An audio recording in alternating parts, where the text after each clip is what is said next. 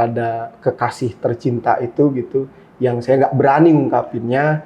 Lalu selama 2 tahun itu saya kirimi puisi, saya tulis, saya simpan di laci mejanya atau di Quran, karena aliyah itu biasanya pagi-pagi baca Quran tuh. Disimpan di situ gitu. Dan itu selama 2 tahun dan dia tidak tahu siapa pengirimnya. Selama 2 tahun itu bayangin aja, ditolak. Akhirnya sama perempuan ini, saya bilang penolakanmu itu akan menyesal. Dikutuk kayaknya. Hobi enggak saya. Kok dendam saya? Dia bilang, tunggu para juri, kita akan satu meja dan kau jadi jurinya, bahkan jadi peserta.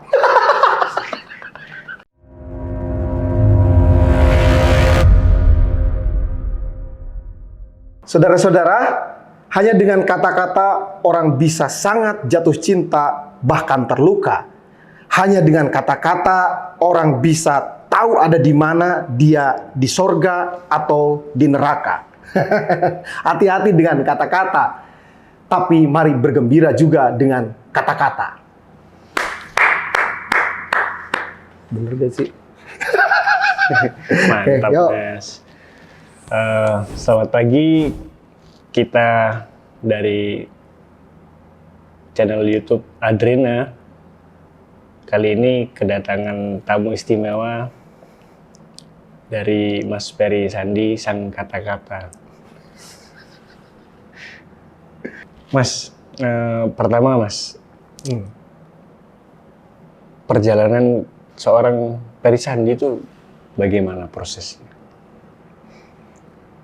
Perjalanan saya ini agak rumit, rumit dan berbelit-belit. Tentu saja panjang ya.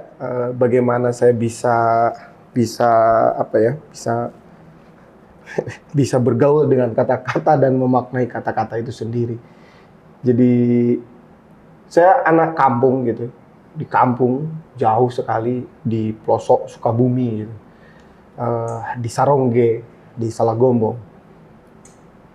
Saya dibesarkan oleh kata-kata gitu. Kata-kata tuh kayak gini. Jadi saya setiap pagi gitu sama uyut saya itu dikasih sisir. Kalau mau nyisir katanya ucapkan ini. Apa mak? Ini katanya. Sisir aing, sisir gede. Ditarik kumunding 2. Ya garu, ya garu, ya garu. Kata mak. Untuk apa saya bilang? Ya itu supaya hidup kamu terlihat bercahaya di mata orang. Kok bisa gitu? Ya sudahlah, aku nggak terlalu banyak berpikir karena masih kecil juga. Jadi ya sudahlah, aku yakini itu gitu. Terus lamat-lamat gitu ya, kebiasaan itu mungkin mengakar menjalar di kepala saya gitu. Sehingga saya bertemu satu momen di mana saya melihat seseorang baca puisi gitu. Kok aneh ya, baca puisinya bagus gitu. Berbeda dengan kebiasaan lomba pada umumnya.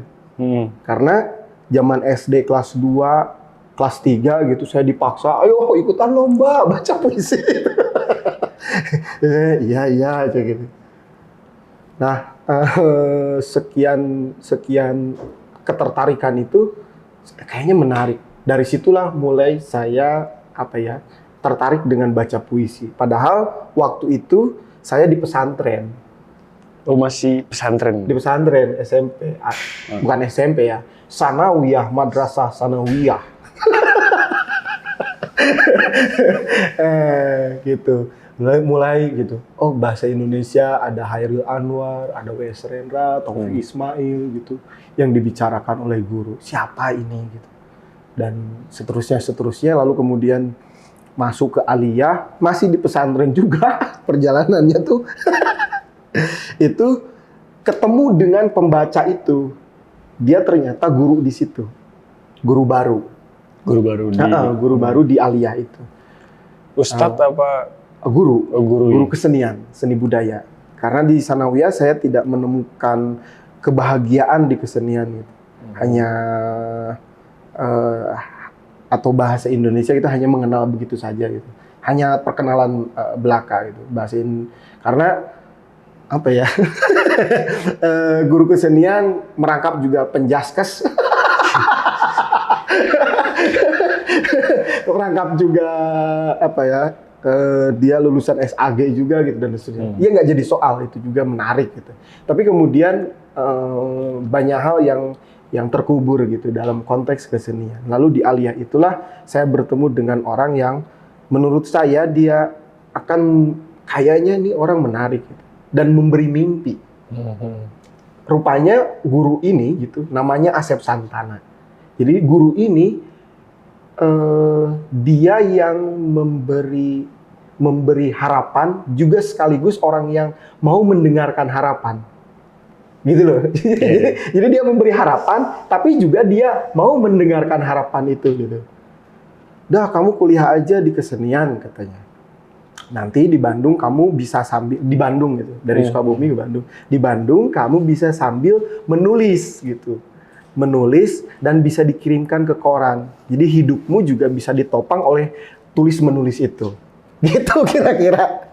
Ya sudah lah gitu, saya kuliah di Bandung. Ternyata ya dilalahnya ketemu dan seangkatan dengan kawan-kawan yang gemar menulis. Sampai kita kawan-kawan itu ada yang memang sudah dikenal sebagai penyair gitu. Seangkatan itu tuh. Masih awal kuliah itu? Awal kuliah bertemu dengan anak semester 5 jurusan sastra pindah ke semester awal lagi. Anak yang dari psikologi tapi juga dia menulis sastra dari sejak SMA dan bertemu dengan penyair-penyair keren gitu, seangkatan dengan saya. Terus dan kebetulan juga ada satu anak, satu kawan, dia penunggu toko buku. Jadi akses literatur, akses pergaulan, akses banyak hal itu ditopang gitu. Jadi keberangkatan awal, mbah saya, uyut saya, guru saya itu terus tiga teman bertemu gitu. Ternyata kawin gitu dengan keadaan, dengan lingkungan. Kira-kira begitu. Sampai pada pertemuan di mana saya ikut lomba, tentu saja kalah terus. Kalah terus dan lain-lain. Sempat di lain waktu juga zaman Aliyah itu atau SMA itu gitu. Ya saya nulis puisi gitu kepada kekasih tercinta itu gitu, yang saya nggak berani ngungkapinnya. Lalu selama 2 tahun itu saya kirimi puisi, saya tulis, saya simpan di laci mejanya atau di Quran, karena Aliyah itu biasanya pagi-pagi baca Quran tuh, disimpan di situ gitu. Dan itu selama 2 tahun dan dia tidak tahu siapa pengirimnya. Kira-kira begitu. Jadi mungkin awal nulis puisi itu ya karena saya jatuh cinta gitu. Jatuh cinta. Kira-kira begitu. Berarti hobi memang ya. Dari kecil itu sudah apa ya, mencintai puisi atau dunia kesastraan. Dikutuk kayaknya. Hobi sih enggak sih ya. Hobi kan gitu ya. Ini enggak, biasa aja gitu. Cuman memang kayak kutukan gitu. Karena saya ditolak selama 2 tahun itu, bayangin aja, ditolak. Akhirnya sama perempuan ini, saya bilang penolakanmu itu akan menyesal. Nah, ya itu tadi pas kuliah ternyata juga sisi lainnya bertemu dengan kawan-kawan yang serius dan mereka sudah nulis di koran, sampai seangkatan itu bikin buletin. Dilalahnya juga gitu, kebetulan saya diminta ataupun ikutan satu komunitas yang juga komunitas ini pembaca puisi yang bagus. Jadi bertemu guru yang juga baca puisinya sangat bagus. Namanya Pak Iman Soleh. Pak Iman Soleh. Gitu. Jadi bertemu dia, saya nyantri ke dia, jadi melanjutkan tradisi santri dari Sanawiyah, Aliyah, kemudian di komunitas itu nyantri di situ, baca puisi apa dan lain-lain. Tapi rata-rata di komunitas sih sebenarnya kurang ini apa, lebih banyak tidak membahas sastranya sebenarnya, tapi lebih banyak menyoal kehidupan. Yuk bayangin aja, saya datang, Pak saya mau belajar, saya bilang, keaktoran atau baca puisi atau kesenian gitu di komunitas ini. Oh iya, anaknya gitu. Ini ada Om Peri gitu. Mau belajar. Udah ajak sana ke tempat Pak Ipung. Tak pikir mau observasi. Di sana ngapain coba? Main kelereng. Apa hubungannya ini dengan sastra? Tapi sistem itu ya tiba-tiba ternyata produksi bahasa baru setelah lama, sekian lama, setelah 5 tahun di celah-celah langit di tempat Pak Iman Soleh itu baru saya sadar itu. Bahwa ternyata produksi bahasa itu produksi bahasa itu memang lahir dari laku-laku yang alamiah gitu, yang tulus, yang ikhlas, yang berdasar dari cinta ya gitu, tidak suka dan lain-lain. Termasuk juga baca puisi. Karena saya kalah terus ya dari zaman MI, Sanawiyah, Aliyah itu sampai kuliah, kok dendam saya. Jadi yang tunggu para juri, kita akan satu meja dan kau jadi jurinya, bahkan jadi peserta. Kira-kira gitu. Itu hal-hal yang tidak menarik lah sebenarnya. Terlalu sombong. Justru itu menariknya, Mas. Jadi kan kita jarang tahu latar belakang seseorang menjadi sosok yang seperti ini sekarang. Terus gini, Mas, itu menarik untuk sebuah latar belakang sosok dari Sandi sendiri. Nah, untuk karya-karya, Mas, karya-karya kepenulisan atau sastra Mas Peri apa aja nih? Yang paling banyak diakses oleh teman-teman itu adalah Mata Luka Sengkonkarta. Yang paling banyak diakses. Sisanya adalah puisi-puisi yang kebetulan tahun kemarin itu Oktober gitu. Sebenarnya punya agenda lain gitu ya, 2021, 2022 itu saya punya agenda lain, tapi temen ngedorong saya untuk ayo udah terbitkan bukunya gitu. Akhirnya terbitlah bulan Oktober kemarin. Belum di launching sampai hari ini bukunya itu. Buku yang saya kumpulkan yang terhubung dengan cinta gitu. Saya ingin romantisme dengan kepenulisan saya gitu. Di masa SMA itu. Aliyah itu gitu. Jadi ada 2 puisi gitu, judulnya Cemburu dan Satu Cara Memelukmu. Itu puisi SMA gitu.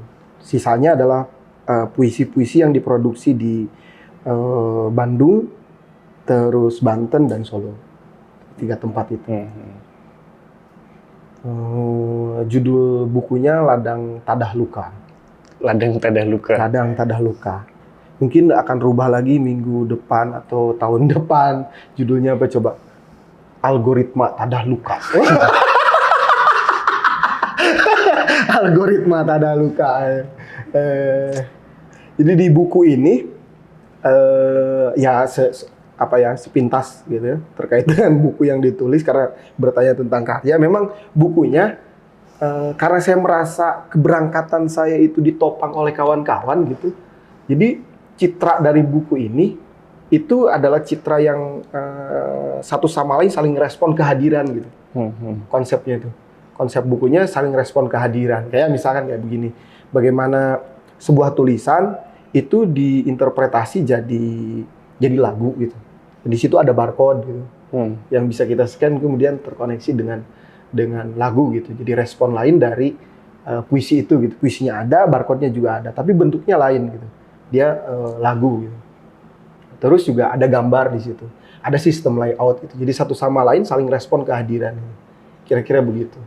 Jadi rasanya gitu buku ini gitu ya meskipun tentang cinta tapi kehadirannya justru hadir karena ditopang oleh banyak hal. kira-kira begitu. Tapi itu ide menarik tuh Mas. Kan jarang tuh ada sebuah karya yang bisa dibilang sinergi di dalam berkarya ya. Nah, seperti kayak itu tadi kan ada barcode, terus ngarahnya ke musik atau ke lagu, terus ada visualnya sendiri. Itu gimana itu Mas ceritanya? Ya itu tadi bahwa keberangkatan saya tuh kan ditopang oleh kawan-kawan gitu, oleh Mbak Uyut saya, oleh Pak Guru saya itu, terus Pak Iman Soleh, oleh teman-teman seangkatan saya yang juga saling menulis, satu sama lain saling menguatkan gitu. Terus bertemu dengan penyair-penyair yang dia tanda petik itu sudah ada di nomor-nomor tertulis siapapun kenal dia gitu. Kebetulan tiba-tiba bertemu dengan orang-orang itu, dan saya pikir kehadiran saya itu tidak serta-merta ada begitu saja. Mungkin kehadiran saya ini saling akibat dari respon banyak hal gitu. Saling respon kehadiran gitu. Aku merespon dirimu gitu. Kamu merespon aku gitu. Ini kan proses pertemuan yang melahirkan sinergitas ya, ataupun dialektika gitu, dan lain-lain itu. Jadi buku itu memang juga yang ngegambar gitu. Itu kawan yang misalkan saya bertemu dengan kawan perupa di Bandung gitu, namanya Henriette Louis gitu. Dia anak Blitar, dulu alumni SMSR sini gitu. Bertemu tuh dengan dia gitu, sebagai pelukis nih. Saya minta dia, Cis, mau nggak kamu ngerespon teksku gitu, untuk dijadikan sebuah lukisan atau gambar atau apapun itu. Diinterpretasikan menurutnya dia. Gitu. Dia sebagai ya gagasan dia gitu, melihat satu gagasan ini gitu. Kira-kira begitu. Terus ada temen di Banten namanya Omen Yoga gitu. Dia juga sama kayak begitu. Terus ada kawan di internet, ketemunya juga di internet, di Instagram gitu. Kita saling ngobrol dan lain-lain, ngomongin karya, bla bla bla. Sekali waktu mau nggak saling respon karya gitu. Oke, collab aja, jalan gitu. Lalu kemudian ada yang satu orang yang tak undang gitu memang. Tak undang tuh karena kita jarang ngomong, hanya melihat gambarnya, aku tertarik, aku kontak dia, Mbak, boleh nggak saat karyamu itu tak jadikan satu collab dengan karyaku gitu. Karena ini relate dengan teksnya gitu-gitulah. Pokoknya sok-sokan lah. Oke. Akhirnya jadilah. Termasuk juga sistem layout gitu. Sistem layout yang di bukunya. Di bukunya gitu. Ya gimana kamu aja, kamu nyamannya kayak gimana, sehingga buku puisi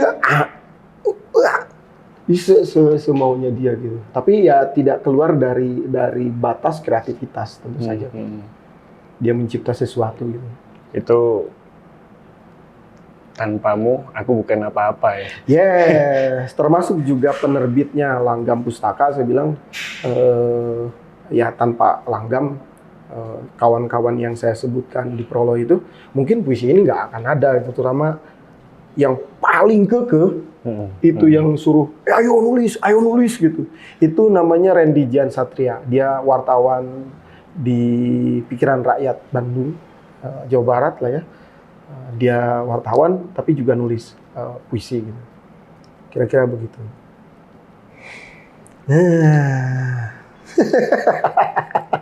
Semakin menarik Mas.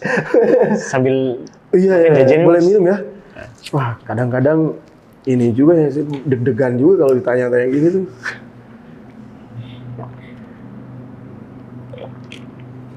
Minumnya begini, padahal ada gelas. Wah, ini gelas properti banget ya. Dituang bisa Mas? Oh dituang ya? Boleh dituang. Biar saling respon ya. Berfungsi.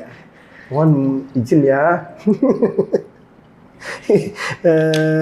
Mungkin gelas ini sebagai Mas Peri dan botol sebagai guru-gurunya Mas Peri. Wah, betul. Diisi kan. Tiba-tiba hidup ini jadi sangat bermakna gini ya. Padahal biasa-biasa aja. Mas, kopinya pahit atau enggak? Robusta Arabica. Robusta. Robusta berarti kasih manis sedikit. Apa mendo apa? Mondo. Nah, Yang satunya nggak pakai gula ya. Biasa tuh nggak pakai gula. Ini dituang apa gimana mas? Ya, Kalau dituang menurut tuang aja. dituang aja. Ya. Biar ini kembaran kita udah sama kan, kembaran ini bajunya kayaknya tanpa Iya. janjian ya. Nggak cucian.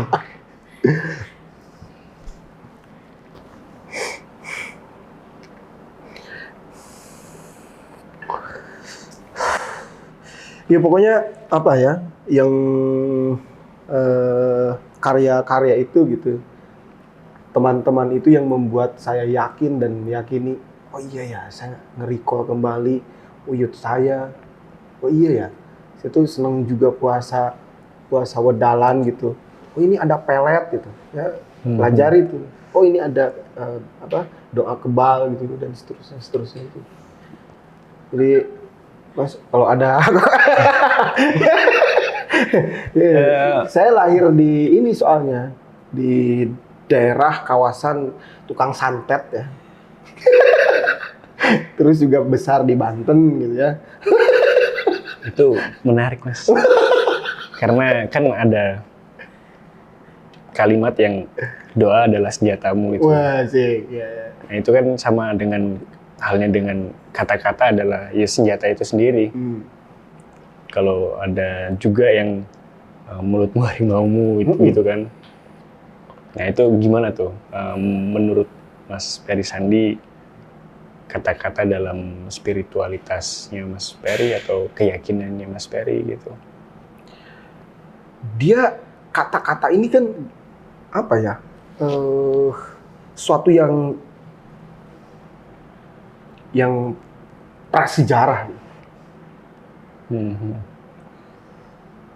Dia dari bunyi kan, bah, lalu tiba-tiba jadi kata-kata. Jadi kata-kata ini suatu yang purba, menurut saya, suatu yang purba, dan yang purba ini tentu saja banyak prahara ya. Kan ada istilah kayak begini, siapa yang bisa menguasai kata, maka dia akan menguasai dunia. Gitu. Jadi siapa yang bisa menguasai kata, dia akan menguasai dunia. Wah, edan gini gitu. Edan, maksudnya dalam konteks spiritual gitu,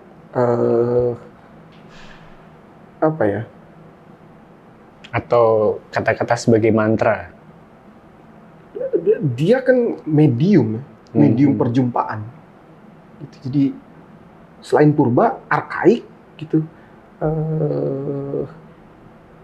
Ya medium apa ya? Media perjumpaan dengan ya Tuhan, dengan semesta ini itu. gitu, dengan kekasih, dengan kawan, dengan musuh, dengan apa? Para penguasa yang di demo, ayo turunkan.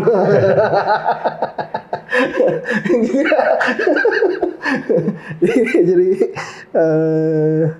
ya persoalan bahkan karena dia arkaik gitu, dia bisa dipakai kemanapun, termasuk juga ya pada persoalan.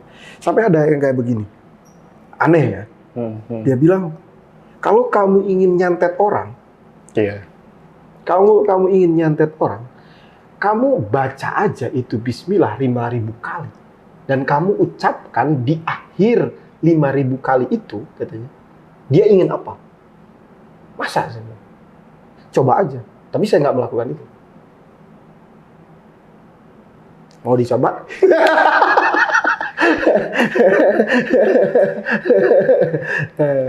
Ini ada yang ngomong kayak begitu. Dia memang punya keturunan tukang santet ya. Saya ucapkan di sini. Tapi ya hati-hati juga lah dengan persoalan kayak begitu. Itu karena saking kuatnya kata-kata itu sendiri ya. Saking kuatnya kata-kata. Bismillah. Sami Allahu sami saming datullah bis berkat min berkat ingsun berkat Allah berkati gotullah berkat la ilaha illallah pul kukus aing menyan putih. Wah, kesana ya tuh. Jadi macan, enggak ya? Enggak. Enggak. Aing. Sampai pada persoalan kayak begini, bukan hanya persoalan spiritual, tapi ternyata kata-kata itu juga dipakai untuk membunuh sebuah kebudayaan yang adiluhung. Misalkan di Sunda itu kata aing hari ini dibacanya kasar banget. Tidak elok lah bila disampaikan di forum formal di ke orang tua gitu. Itu nggak elok gitu. Seolah-olah itu hadir kayak begitu. Padahal kalau kita mau periksa ulang terkait dengan kata aing gitu, kata aing ini justru dipakai di dalam mantra yang dimain-mainin itu, aing macan gitu. Padahal benar kata aing itu.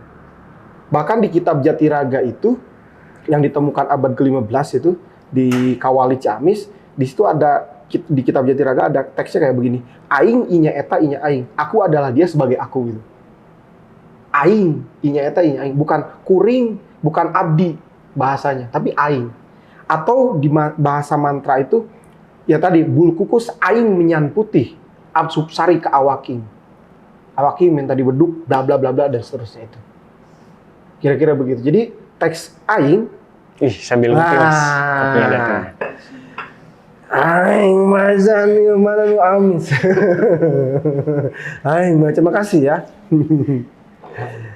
Gitu. Bahkan ya itu karena tiba-tiba mantra-mantra pra-Islam gitu digunakan oleh kerangka pemaknaan penyebaran Islam gitu melalui modus bahasa itu gitu, kata aing dipakai untuk itu tidak elok gitu, sehingga mantra aing itu tiba-tiba rendah gitu posisinya.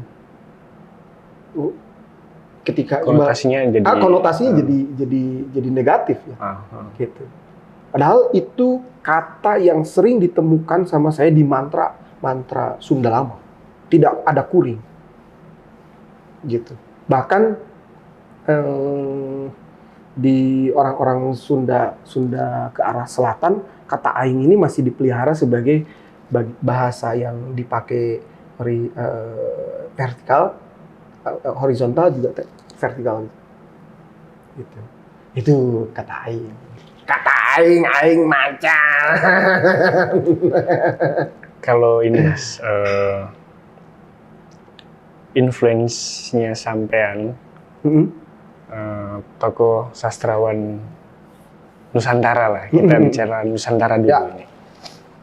Siapa kira-kira yang menjadi panutan atau menambah referensi literasinya sampean? Pertama itu W.S. Rendra, gitu. Yang kedua itu Wiji Tukul, gitu. Yang ketiga itu Starji, yang keempat itu Pak Taufik Ismail. Lalu kemudian saya membongkar lagi periodisasi sastra Indonesia gitu. Ternyata setiap periode itu juga memunculkan banyak gairah bahasa gitu ya, ungkapan-ungkapan yang berbeda dan unik gitu, sampai ke Raja Ali Haji gitu.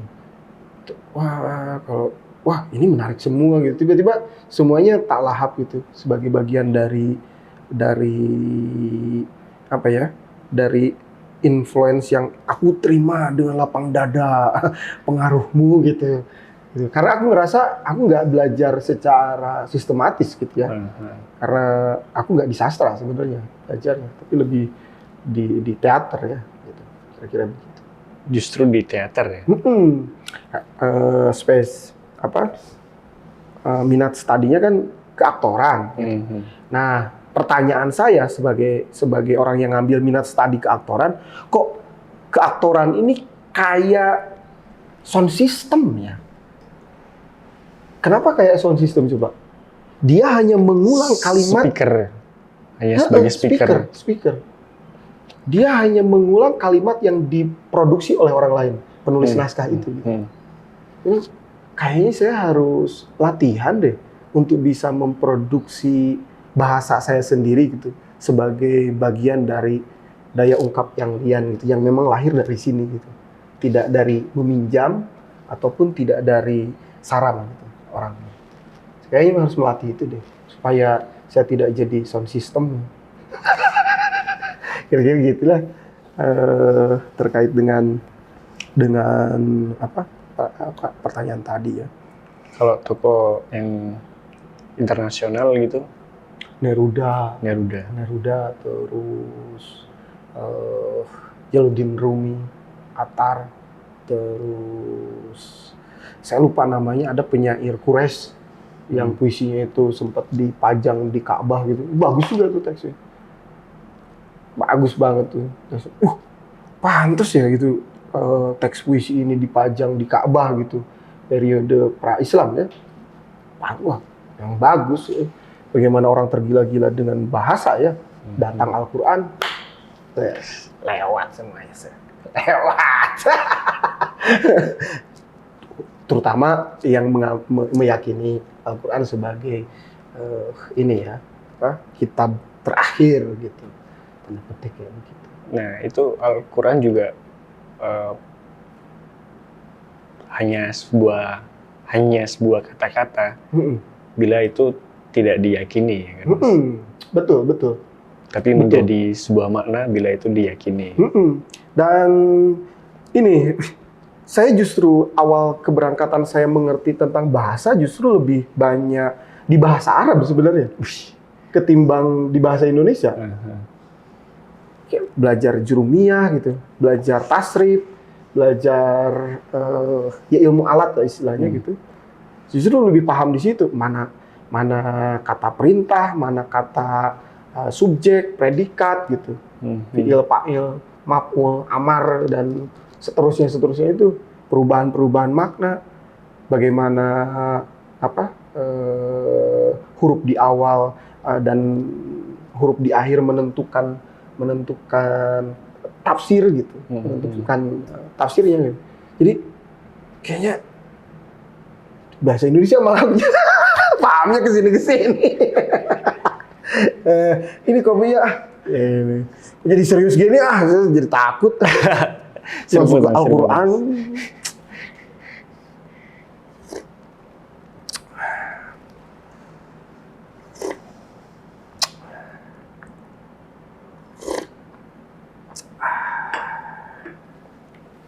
Mas Ferry melihat dunia sastra ini hari ini bagaimana, Mas? Menarik. Bila melihatnya dari berbagai arah, tentu saja menarik ya, gitu. Satu sisi orang mulai memaknai kembali kata-kata dengan sangat sporadis gitu ya. Hoax itu kan juga percaya gara-gara si A ngomong ini kemudian selanjutnya kan omongan itu kata-kata gitu yang dilanjutkan. Tapi tiba-tiba ada counter terhadap kata-kata itu gitu. Juga teman-teman nulis caption gitu, wah dipertimbangkan, dipilih sedemikian rupa gitu di media sosial dan lain-lain, itu di tataran realitas ya gitu. Belum lagi pada persoalan-persoalan apa ya, teman-teman yang iya kayaknya kita butuh perenungan, memaknai kembali lagi kata-kata gitu, nulis puisi dengan asik dan seterusnya. Ditambah kemarin pandemi gitu, diem di rumah, ngapain lagi, ya udahlah gitu, galau-galau ria. Sebelumnya lagi rame anak-anak senja yang nulis caption, quote ya dan seterusnya itu tiba-tiba dan segala macam. Saya pikir itu kalau dimaknai sebagai sebuah perayaan, ya merayakan kata-kata gitu. Tapi satu sisi lain adalah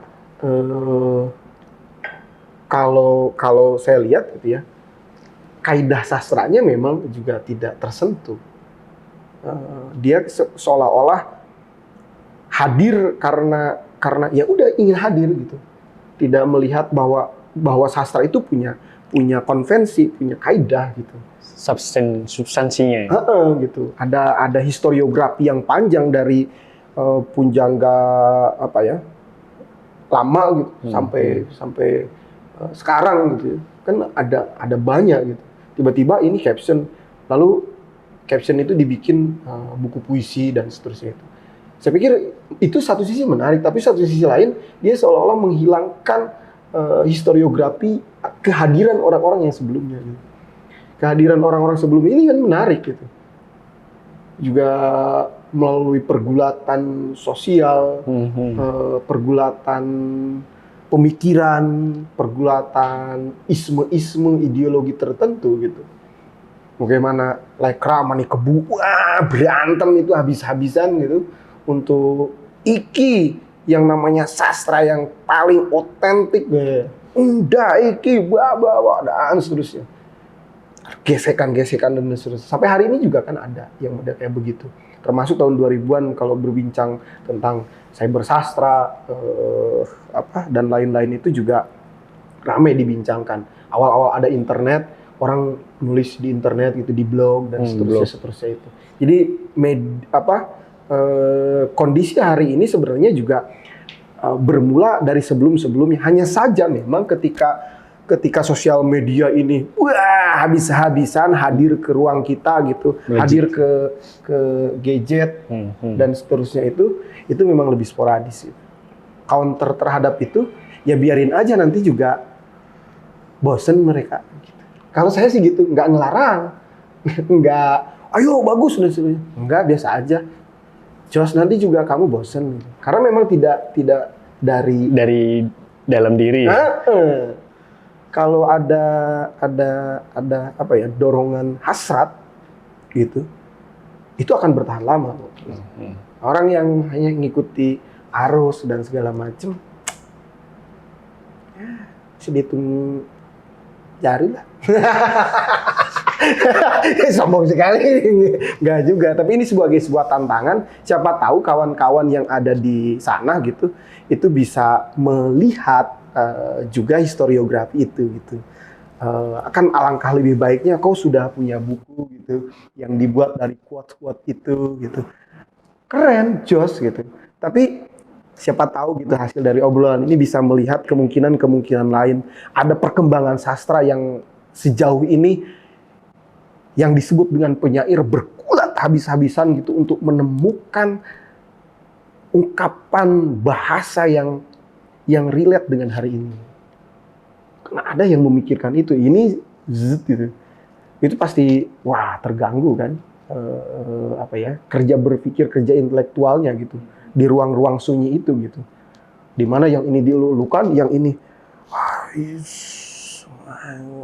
begitu dalam dipikirkan melalui referensi-referensi gitu, literatur dan lain-lain itu. Seolah-olah kondisi ini adalah kondisi penghancuran nalar publik. Kalau kata teman-teman di Akademi Jakarta gitu kemarin di tahun 2022. Itu yang disebut dengan puisi iseng ya, Mas?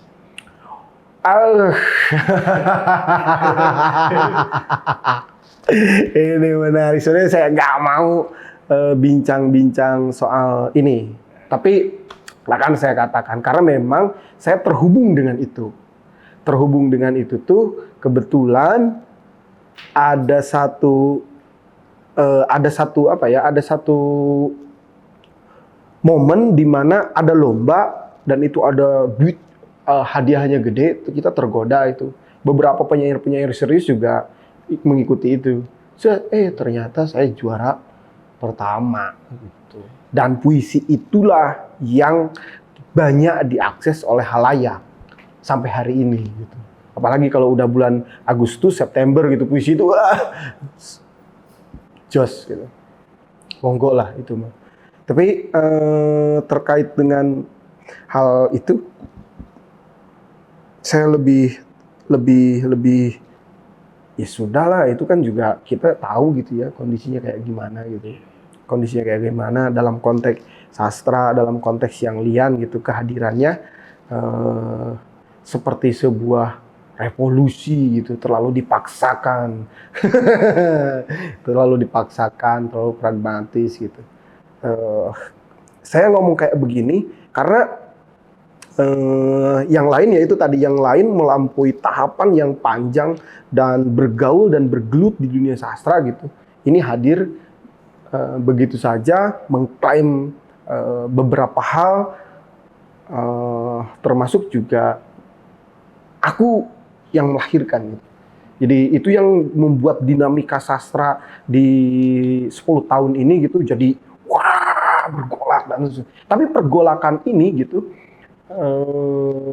itu justru juga menimbulkan gairah diskusi yang begitu alot gitu. Itu menariknya, diskusi begitu alot tuh setiap penyair bahkan di setiap daerah para penulis itu membincangkan itu lalu mencurahkan pemikirannya habis-habisan pada kehadiran itu. Sebagai sebuah kehadiran ada, tapi persoalannya dia akan lama atau tidak itu hal lain. Itu tadi, saya lebih senang, ya sudahlah orang yang ya gitu-gitu aja, gak bakalan lama gitu. Jadi dalam sebuah karya itu yang terutama bukan hanya sekedar otentik, tapi juga ada hitungan lain, yaitu konsistensi. Yes, konsisten yang bermula dari sini gitu, dan dari pembacaan realitas sosial, Karena sehari-hari. gitu-gitu. Terakhir, Mas Ferry ini kan sebagai dosen. Oke, siap. Tuh. Nah, bagaimana Mas cara mengimplementasi ilmu disiplinnya Mas Ferry sendiri tentang teater itu sendiri dalam kehidupan sehari-hari? Kayaknya dua hal gitu. Kita bisa melihat lawan bermain kita gitu. Sehingga kita tahu arahnya kemana dan lain-lain sebagai sebuah lawan dialog, lawan main. Yang kedua adalah teater mengajarkan hal-hal instrumen kecil gitu yang ada di perangkat untuk diaktifasi dan diartikulasikan dalam kehidupan. Misalkan olah vokalnya A, I, U, E, O, mbok ya sekali-kali gagasanmu apa diartikulasikan secara jelas, objek formal, objek material dan lain-lain itu, oh enak gitu terdengar. Jangan sampai latihan-latihan teater gitu yang wah lari-lari dan lain-lain gitu, tapi dalam kehidupan sehari-hari terputus gitu. Jadi saya lebih senang latihan olah vokal gitu dengan cara ya kamu berargumen aja yang baik gitu, mengatakan sesuatu, ada peristiwa apa dicoba diungkapkan gitu lewat teman dulu aja gitu, langsung podcast ini saya ini enggak juga gitu, tapi mengartikulasikan gagasan dan lain-lain itu bagian dari ya teater itu sendiri gitu, sehingga menubuh latihan teater itu kira-kira begitu. Dan banyak hal kan sebenarnya di teater itu, karena teater objeknya manusia, artinya sebenarnya kita belajar menjadi manusia kan gitu. Belajar jadi manusia. Betul-betul belajar jadi manusia gitu. Manusia yang belajar jadi manusia. Iya ya. Lakon yang menjadi manusia itu lakon. Yang melakoni. Mungkin. Jadi belajar jadi manusia lah gitu. Kira-kira begitu. Oke Mas, terima kasih obrolan pagi ini sangat menarik tentang literasi. Saya rasa ini nggak bisa 10 menit, 20 menit atau sejam 2 jam, ini berhari-hari Mas. Saya ingin obrolan ini tetap dilanjut di luar sini atau dimanapun tentang kata-kata itu sendiri. Terima terima kasih Mas Ferry Sandi atas kedatangannya di YouTube Adrena Channel.